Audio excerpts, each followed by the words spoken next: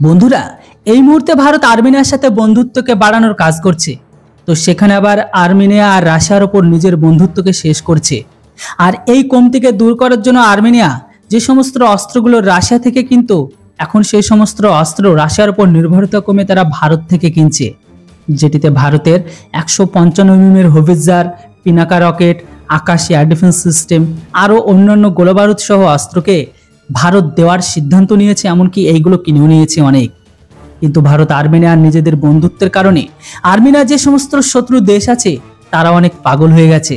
আর এখন আজারবাইজানের রাষ্ট্রপতি সোজা হুমকি দিচ্ছে ভারতকে, যেখানে রিসেন্ট প্রথমবার ভারতের তরফ থেকে আর্মেনিয়াকে অস্ত্র দেওয়া হয়েছে, যেখানে আজারবাইজান ডিফেন্স এক্সপার্টের বক্তব্য ভারতের অস্ত্র অনেক লোয়ার কোয়ালিটির, আমরা যখনই চাইবো তখনই আমরা তুর্কির ড্রোন দিয়ে ধ্বংস করতে পারবো।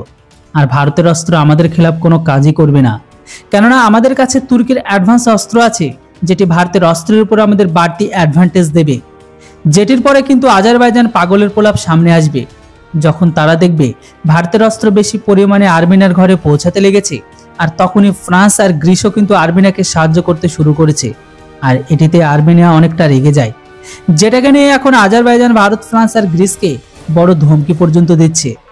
যেখানে আজারবাইজানের বক্তব্য এখন এটাই, আজকের দিনে ভারত, গ্রিস আর ফ্রান্স তারা সবাই একসাথে মিলে প্রকাশ্যে আর্মেনিয়াকে অস্ত্র সাপ্লাই দিতে চাইছে, যে অস্ত্রগুলো আর্মেনিয়া একদমই লুকিয়ে রাখে না, বরং তারা প্রকাশ্যে সেগুলো আমাদেরকে দেখাচ্ছে।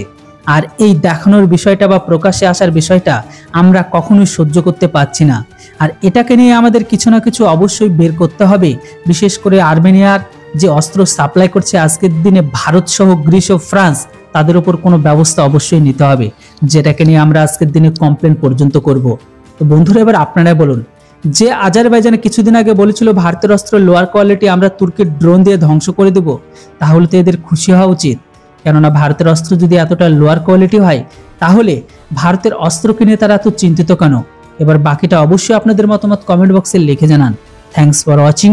জয় হিন্দ, বন্দে মাতরম।